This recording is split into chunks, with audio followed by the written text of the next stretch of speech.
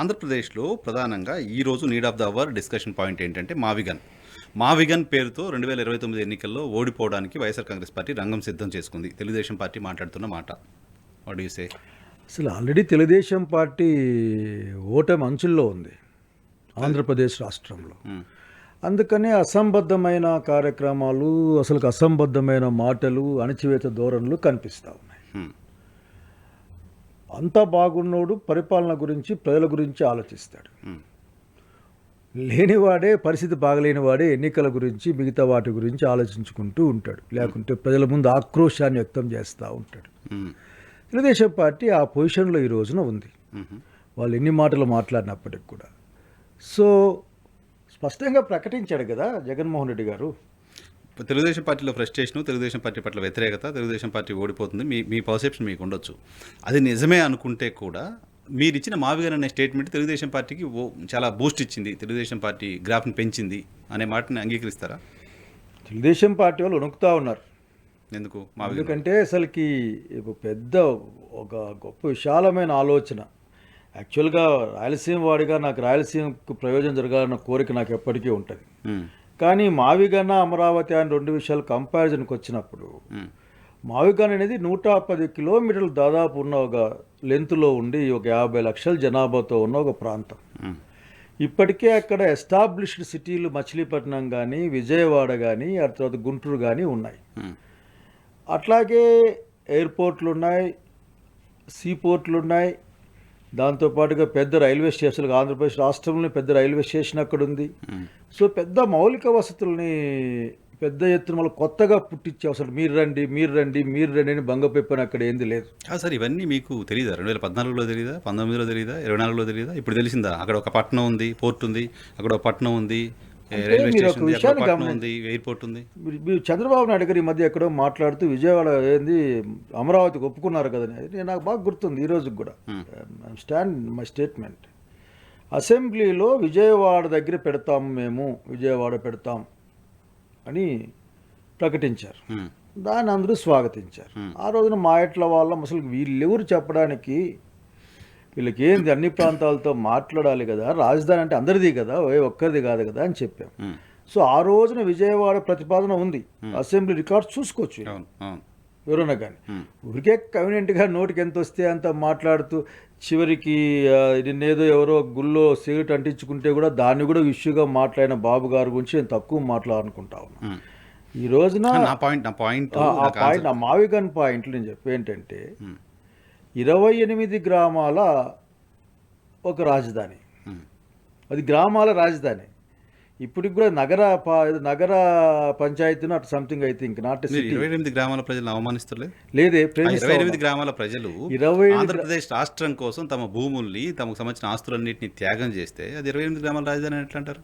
నేను 28 గ్రామాల ప్రజల పట్ల తగిన గౌరవంతోనే మాట్లాడుతూ ఉన్నాను.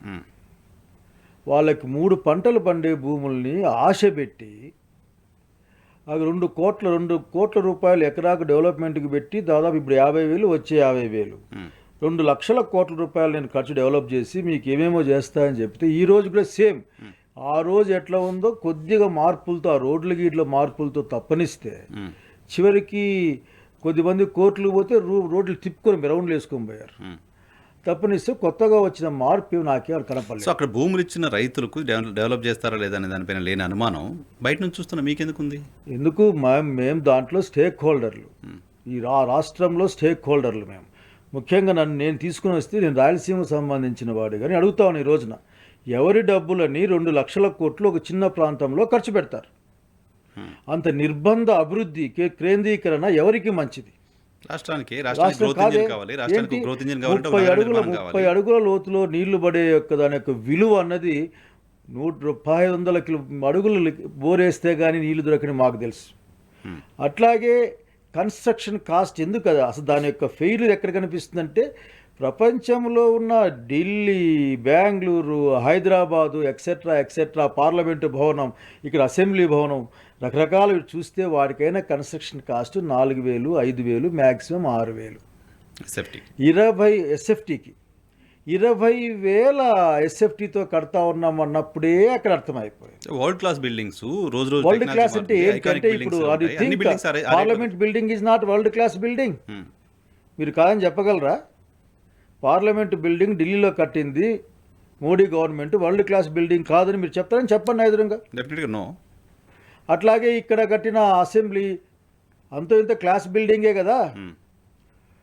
అంతెందుకు 5 స్టార్ ఫెసిలిటీస్తో కట్టేదానికి కూడా 4,500 5,000 కంటే ఎక్కువ ఖర్చు కావడం లేదు.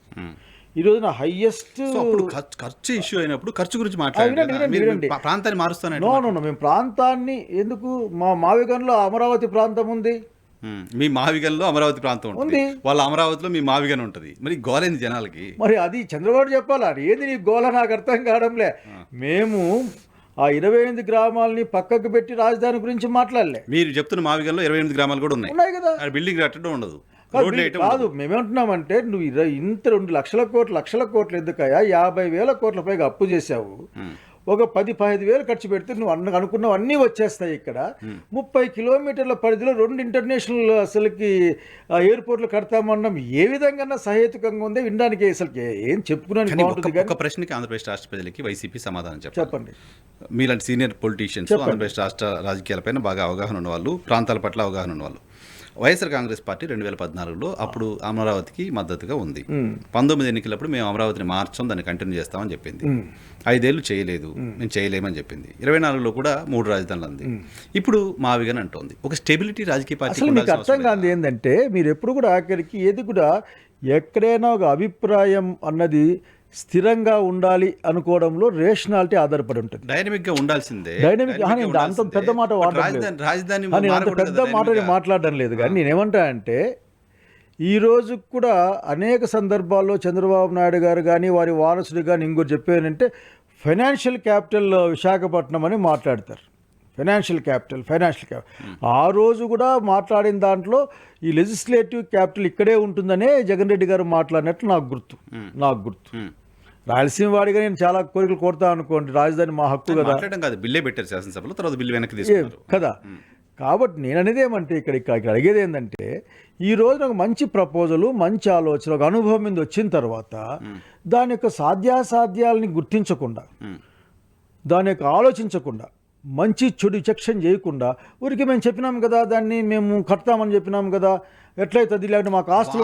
వాళ్ళు ఎలా మంకు పట్టు పడుతున్నారో మేము కడతామని మీరు అలాగే అమరావతి మాత్రం వద్దు ఏదైనా చేయండి అని బిహేవ్ చెప్పారు. మీరు మీ అమరావతి మీకు వైజాగ్ ఫైనాన్షియల్ క్యాపిటల్ గా కనపడినప్పుడు, విజయవాడలోని ఇవన్నీ ఉన్నాయి, ఇక్కడే డెవలప్ చేయొచ్చు 10,000 కోట్లతో అనిపించినప్పుడు 3 రాజధానుల బదులు అక్కడే అమరావతి శాసన రాజధానిగా ఉంటుంది, విజయవాడ పక్కన మేము 10,000 కోట్లు ఖర్చు పెడితే ఇక్కడ అయిపోతుంది అని అనిపించాలి కదా. ఆ రోజు ప్రభుత్వంలో ఉన్నప్పుడు అనిపించాలి కదా. అసలు ప్రభుత్వంలో ఉన్నప్పుడు 3గా డివైడ్ చేద్దాం అనుకున్నారు. కొద్దిమంది దాన్ని సపోర్ట్ చేసి ఉండొచ్చు, కొద్దిమంది వ్యతిరేకించవచ్చు, కొద్దిమంది తమాషాగా చూసి ఉండొచ్చు. కానీ ప్రభుత్వం లైన్ మీద ముందుకు వచ్చింది. అభివృద్ధి వికేంద్రీకరణ జరగాలని కోరుకుంది. రాష్ట్రం మొత్తం డెవలప్ కావాలని కోరుకోవడం మంచిదా? రాష్ట్రాన్ని మొత్తం తీసుకెళ్లి వాళ్ళ యొక్క స్వెట్ బ్లడ్ తీసుకెళ్లి ఒక ప్రాంతంలో కేంద్రీకరిస్తా అని చెప్పడం మంచిదా? డెఫినెట్గా మంచిది కాదు.